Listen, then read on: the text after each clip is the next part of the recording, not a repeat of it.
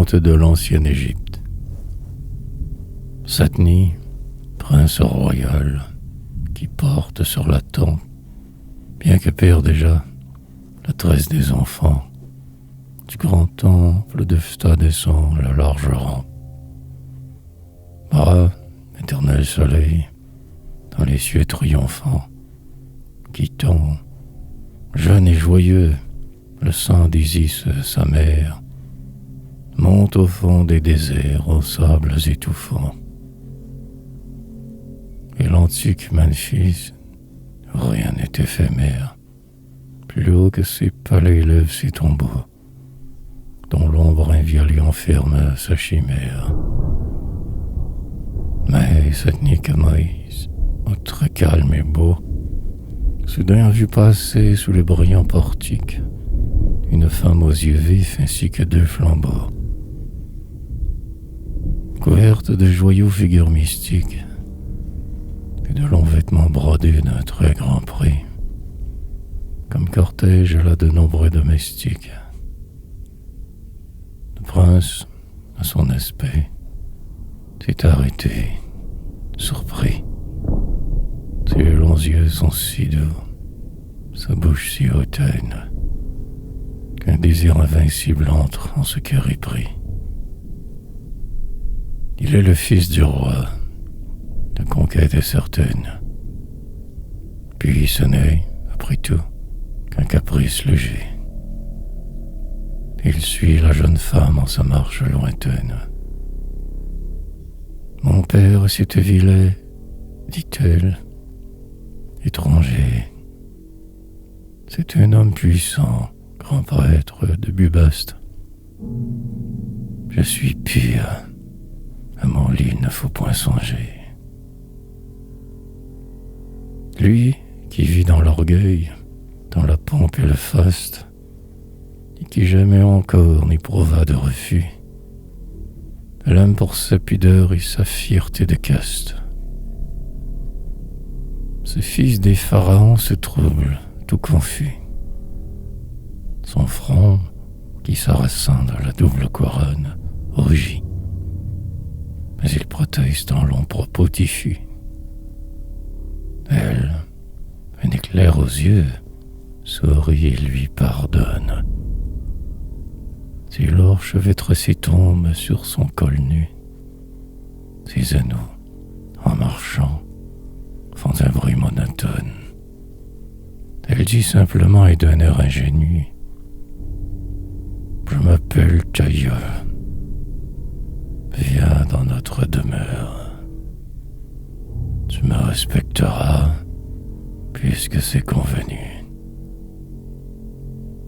Lui, sent qu'il va la vaincre, qu'il faut qu'il en meure.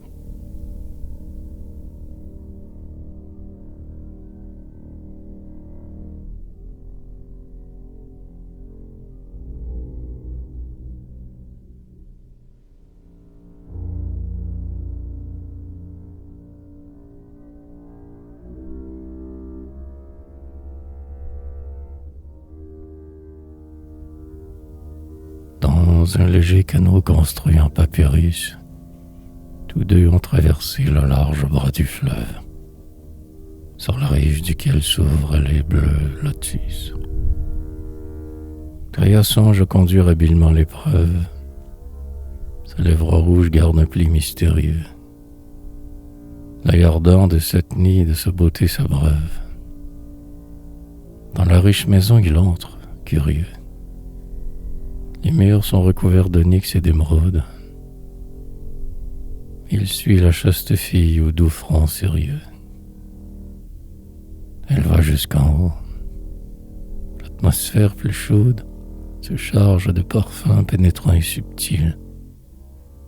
Elle éloigne d'un geste une esclave qui rôde. Ils sont seuls maintenant. Seuls. Et que disent-ils? Satni n'ordonne point. Il sanglote et supplie.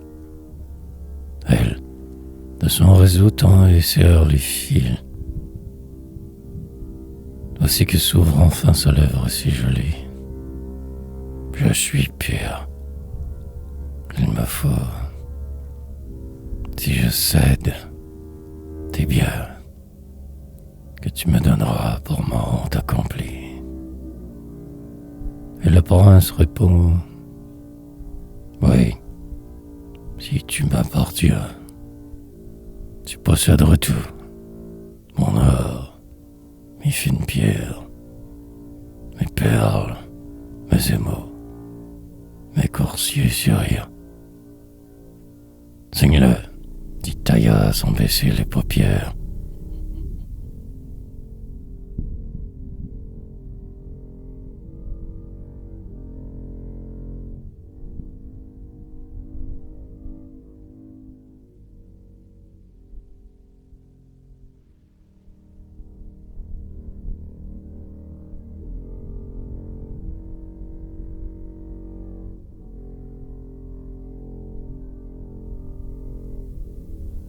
La jeune fille a fait préparer un repas. Cette nuit voit ses lenteurs d'un œil triste et farouche. Mais elle rit toujours et ne se livre pas. J'ai, dit-il, tout à l'heure posé mon cartouche sur la donation que de moi tu voulais. Viens, ne résiste plus, car j'ai soif de ta bouche. Elle reprit: là-bas, dans tes lointains palais, tu possèdes, je crois, des enfants légitimes. Et les miens, dis-je en ai, deviendront leurs valets. Non, dit Satni, j'ai pu y combler tous les abîmes. Je serai roi, Taïa. Je serai maître un jour. Tes fils ne naîtront point pour être des victimes. Alors Taïa lui fit jurer par son amour, rendant au fond de lui comme un fauve qui râle, qu'il ferait de leur fils des princes à sa cour. Et Satni le jura, les yeux fous, le front pâle.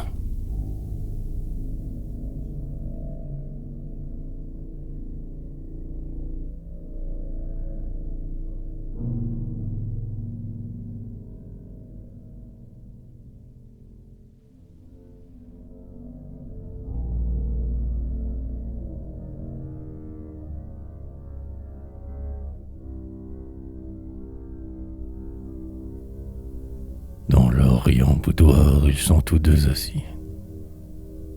Leur siège en pourpier des griffes de panthère, et dans leur coupe d'or coule des vins choisis. Taïa contraint Satni le temps se taire. Lente, elle prend du fruit et prétend voir faim. Son grand œil sombre est plein d'un irritant mystère. Un souple aspect d'argent orne son poignet fin. Son pied foule un tapis qui vient de Babylone. Ça repas, mais il faudra pourtant qu'il prenne fin. Près de cet homme au sang jeune et vif qui bouillonne, elle garde un visage impassible et très froid, comme un masque d'Hathor en haut d'une colonne. Lui qui souffre, pourtant le méfie, car il croit qu'elle ignore encore tout de l'ivresse insensée. Et la force lui manque, et son désir s'accroît. Alors Taïa sourit à sa propre pensée.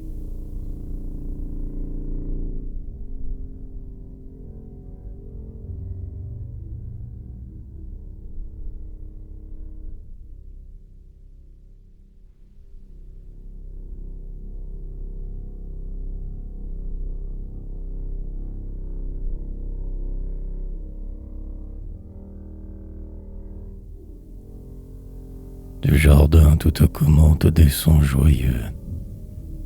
Tes enfants, dit Taïa, sont venus de la ville. Mes enfants. Il tressaille et s'étonne, anxieux. Elle, dont le beau corps cache une âme très vile, c'est qu'enfin le moment décisif est venu de dompter tout à fait l'amant lâche et servile. Elle ouvre sa tunique et montre son sein nu, puis son bras merveilleux sort de la mousseline. Tout son vêtement glisse, à peine retenu. Ce qu'il recouvre encore, le prince le devine. Alors l'infortuné, muet, tombe à genoux, ne pouvant qu'adorer cette forme divine. Et Taïa, se penchant, lui dit d'un ton très doux: fais mourir tous tes fils, les miens auront ton trône. Puis ôte, si tu veux, tous ces voiles jaloux. Il crie, et tend les mains comme pour une aumône.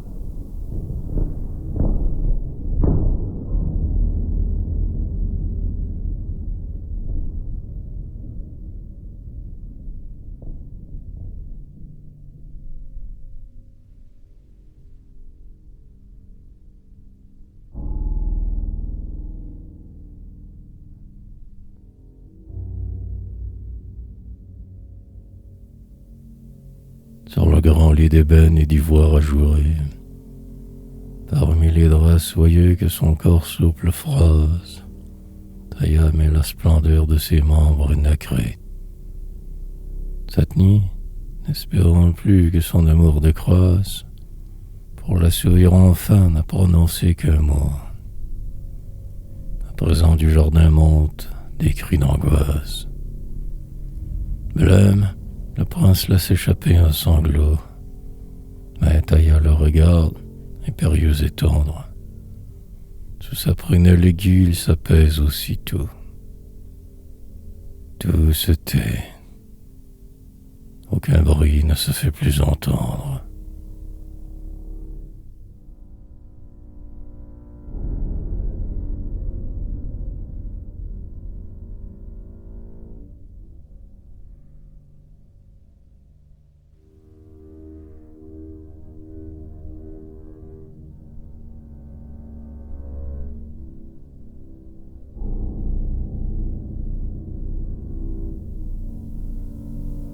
C'est ainsi que cette nuit fit mourir ses enfants, qui portaient comme lui la tresse sur la tempe.